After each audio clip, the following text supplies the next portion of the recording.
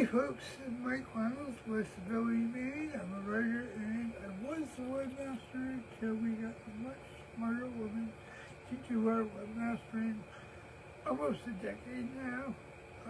So she does that. I do writing, and actually I do this more so than I do writing because I think storytelling is an important way to keep culture alive. I don't think AI can write stories too quickly and not be as easy to understand or be able to put it in context.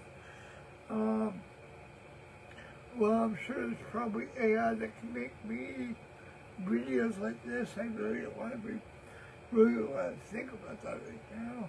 And I am trying to just be hyper-national, hyper-local, focusing on things that are really important to people with disabilities and the things they need to survive. So some of this is garden and high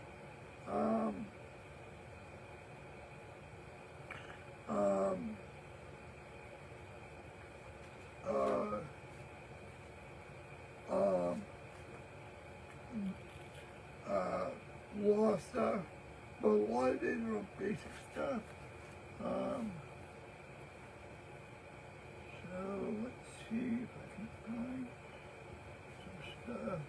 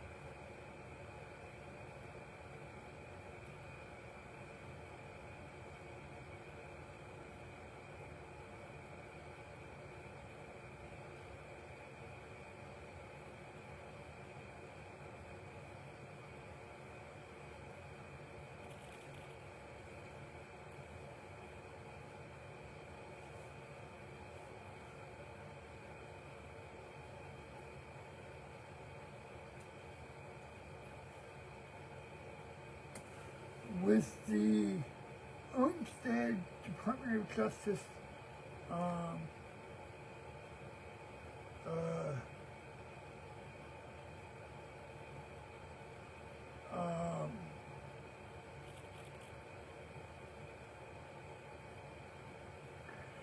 opinion that Olmstead no longer exists,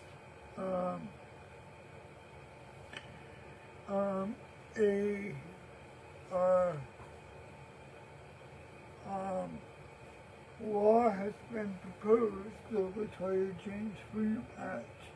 It's a bipartisan, bicameral civil rights legislation that addresses justice for people who need long-term services and supports being forced into institutions. The legislation, a version which is known as the Disability Integration Act, builds on decades of disability advocacy and activism to end the institutional bias and provide seniors and people with disabilities home and community-based services as an alternative to institutionalization. Senator Michael Bennet of Colorado introduced the Senate version of the bill. Representative Steve Cohen introduced the House version. The legislation has Republican support, which includes Representative Ken Buck of Colorado, who is a co-sponsor. The legislation ensures disability freedom by clarifying that every individual who is eligible for long-term support services has a federally protected right to receive services and support in the community, requiring that states and other long-term support services insurance providers deliver services in a manner that allows disabled individuals to live in the most integrated setting, have maximum control over their services and support, and lead an independent life. Articulates the right to live in a community without creating unnecessary government programs, ensuring that states have broad latitude to determine how they will secure this right.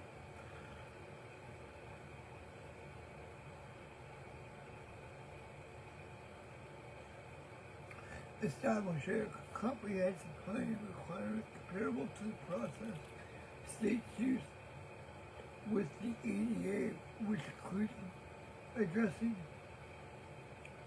disparities in the provision and availability of home and community-based services, and requiring public entities to address the need for affordable, accessible, integrated housing that is independent of service delivery. The bill is named for Latoya Reeves, who, after being institutionalized as a child, found herself at risk of being sent back into the institution because the state of Tennessee did not provide services and support. Latoya needed to live in freedom. Deborah Cunningham, the executive director of the Olmstead Center for Independent Living, helped keep Latoya free by coordinating Latoya's escape from Denver, Colorado, and the opening arms of Brave Blank from the Atlantis community.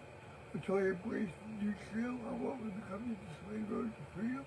In decades she would have been free in Denver. Latoya's work to support other people with disabilities transitioning into the community and being an activist was a doc. There's a video, but this is what a doc has put out. So the Latoya Reeves Freedom Act would be done, would basically counter the issues that the DOJ's current nomination of, or opinion of Olmstead would do. So it's really important. There are numbers. If you just search Latoya Reeves Freedom Act, you can be linked to the website that provides it, and I can actually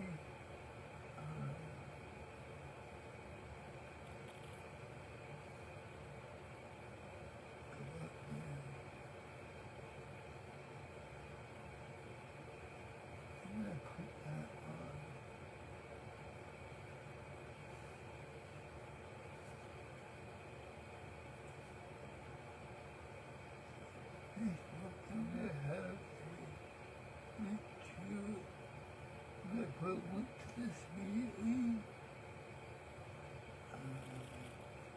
which is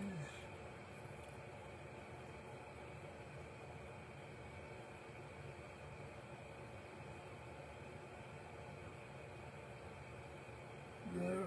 So that's what I just posted about the Latoya James Freedom Act, and we're still live, obviously, and we have a lot more information. So with the Judge Rotenberg Center, which we had been covering before for a long time, I just received an email today that the planned sundowning of the behavior modification tool, which is basically electric shock, is now for via the FDA, is looking at November. November, they said April, and April is now saying November, now in July they're saying November. At least we can be grateful that it's still on their radar.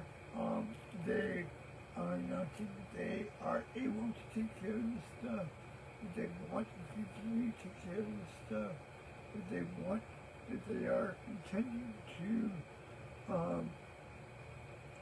make the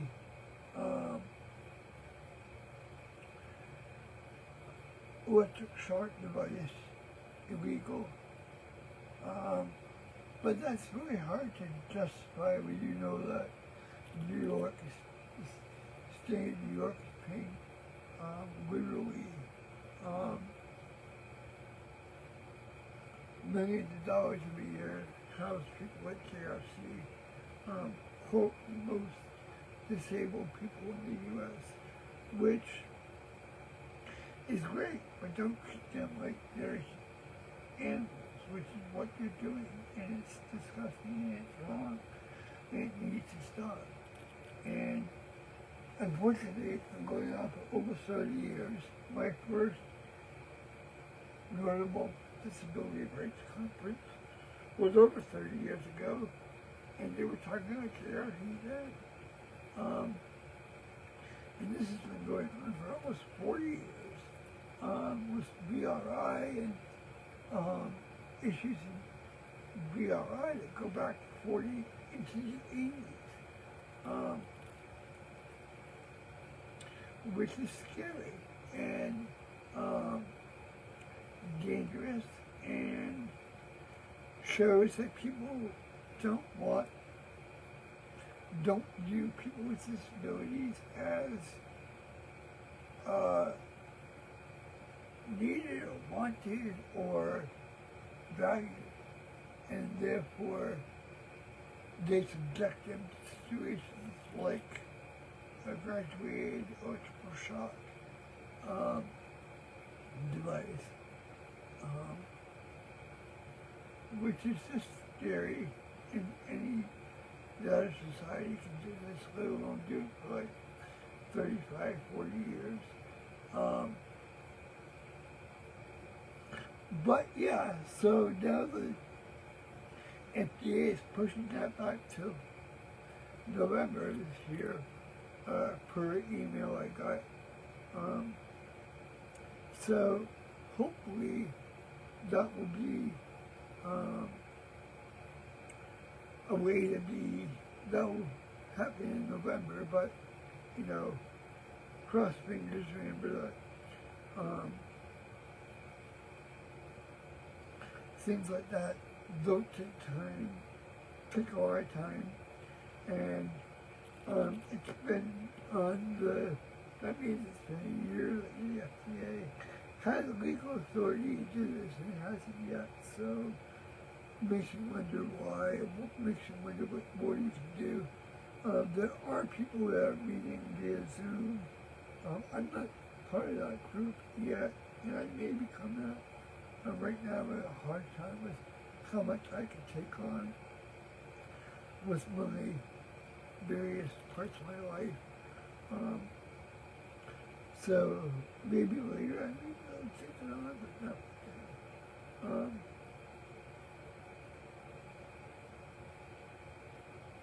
In other news, Martha Ann Lillard,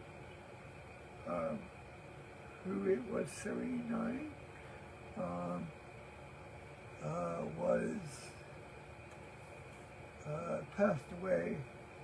She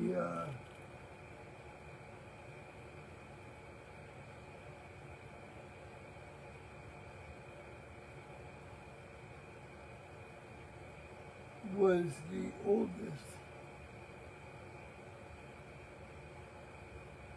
the last person in the U.S. to rely on iron lung. She passed away at age 78 from complications of lung COVID.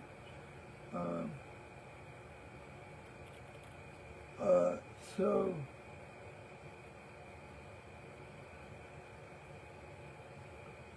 before Martha, Paul Alexander was the second oldest person to have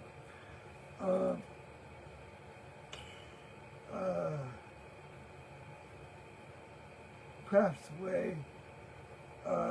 He lived in Iron Lung as well. He was 78. He died on March 11th, 2024, after receiving an infection in February 2024. And Martha died in June 26th from long COVID complications. It's 143 years spent using the best medical tools at his disposal and countless resources to keep both these folks alive, wasting both lives utterly and willfully discarded because healthcare professionals refuse to perform one of the most basic functions of doing their job, wearing quality PPE and preventing spread disease to do no harm. A new research article published in Maine found that on average, those who died from COVID-19 could be expected to live for another 4.4 years to 4.8 years if they had not been infected. They also estimated that 28% of those who died over the age of 65 would have survived 5 years more without the infection. And that's a journal article.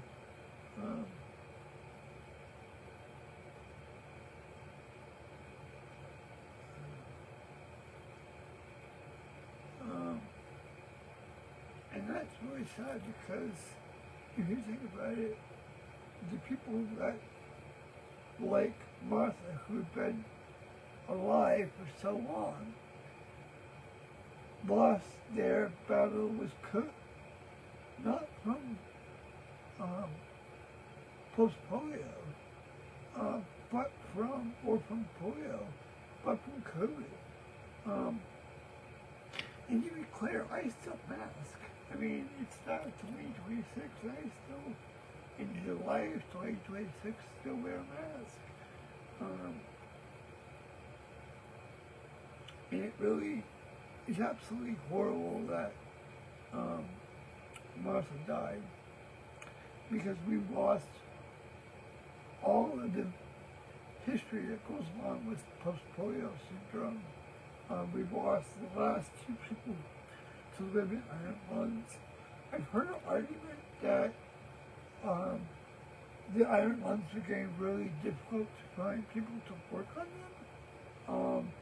So I'm not sure if that was also part, but I believe that as an obituary states, it was long COVID, not the ability to have her medical device worked on, although that's a problem too.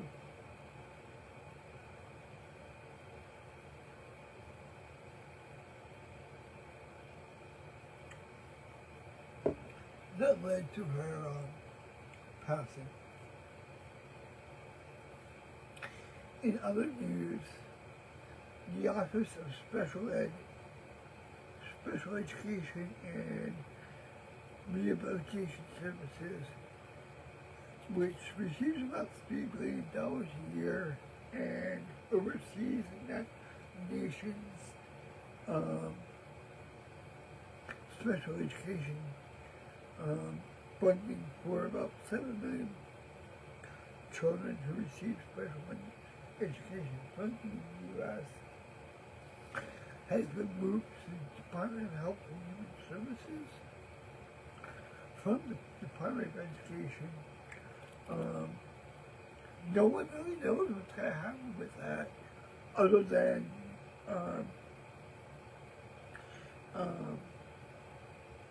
they supposedly have jurisdiction over the special education program nationally. But again, that's a really frustrating thing, because all of the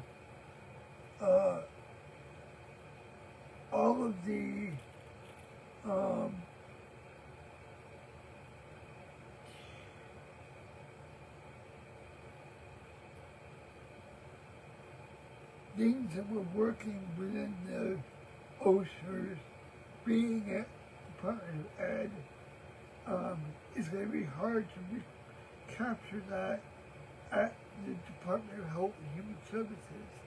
when you are dealing with the educational department and you don't have maybe like lawyers or right people to triage legal accounts or to look at, just having other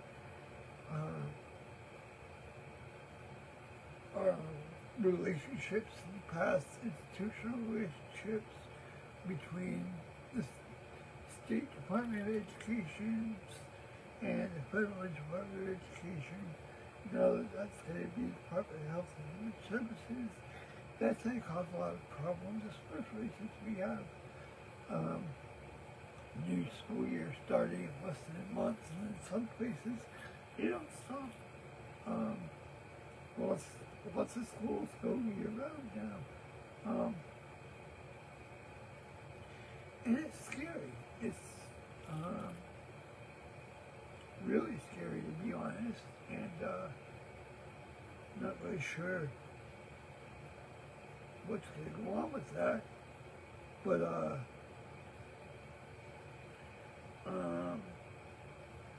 and with the Office of Civil Rights, Highland Person this ceremony going to be going on for about another 8 minutes if you want to watch. And if you don't, you can watch us afterwards. Right now we're talking about the Office of Civil Rights and the Department of Education has been transferred to the Department of Justice. And unfortunately, the Department of Justice, before this happened, made it clear that they disagree with a fundamental Supreme Court ruling from 1999 called the Olmstead Act that made it the one that any adult should be able to receive long-term support and services in the community, not in the institution. So with that backdrop, the Department of Ed's Office of Civil Rights has now been transferred to the Department of Justice. And that's scary because as someone who, wasn't threatened with, I was threatened with being put in a non-community school, but I was still going to be living with my mom, which I guess was better than nothing, but I ended up finding good at that school, which is good, but I mean, it's scary. It's really scary, and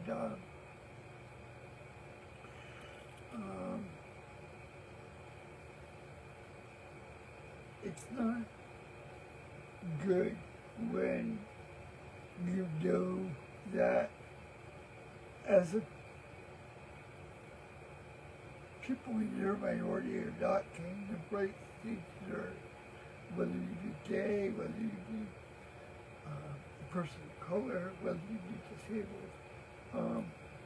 These are huge red flags that anyone should be really worried about because they're thinking as to what might come in the next school year or in the next academic year or in the next physical year as well.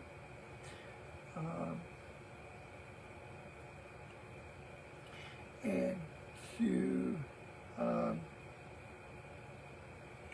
go on with a little bit more, some good news. Apple TV has bought the rights to Judy Heumann's autobiography and called Being Human, and they have filmed the movie. It's going to be called Being Human. It's set to be premiering at the Toronto Film Festival in September. My big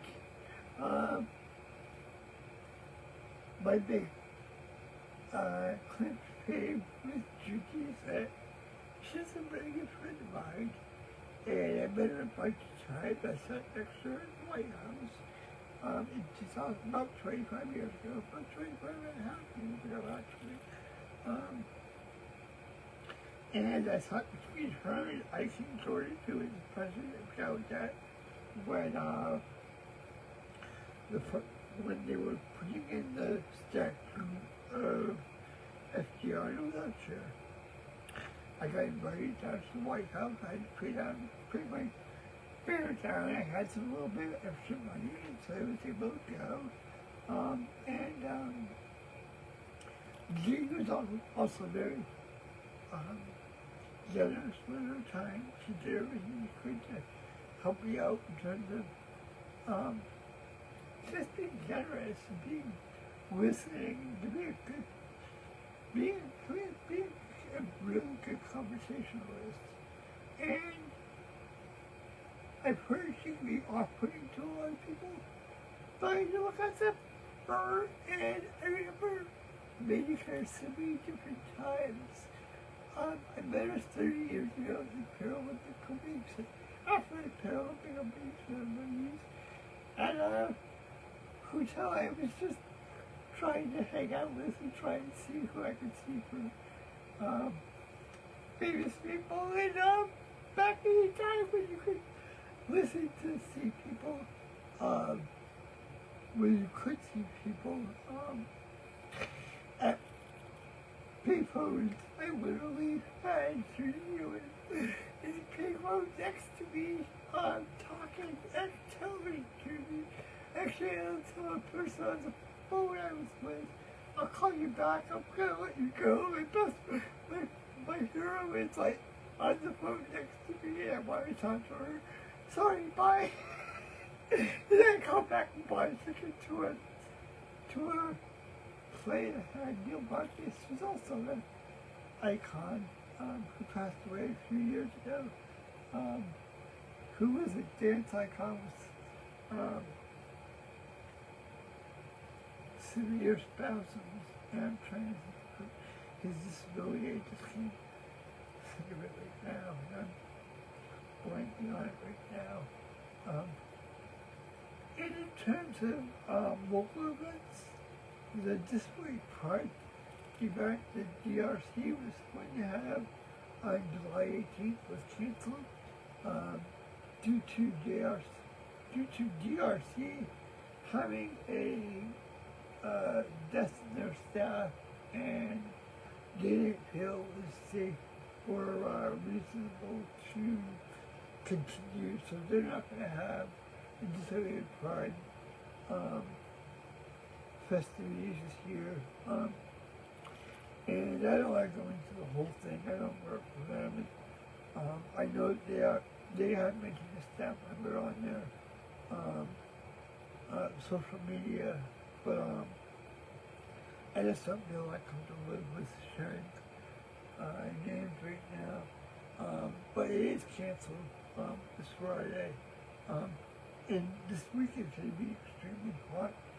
So by all means, if you can make sure you take care of your friends and check on them and make sure that they're okay and they're not going to be losing their, make sure they get water, make sure they, if you get them into AC, do that. If you get with some sort of cooling fan or something like that, or a shower even, that sometimes can help. It's really important, and hopefully the temperatures will go down, and maybe we'll do another one of these story times, not just in the future. My name is Mike. I work for Maine, and thanks for being here. This will be online for a month, and it'll be on YouTube afterwards. I'll be posting this from YouTube later this week. We'll link to YouTube on our page later this week. Be well, stay hydrated, and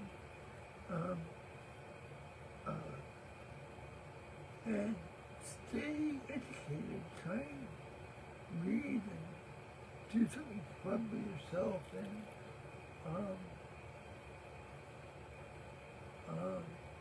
enjoy yourself. Be well. Bye.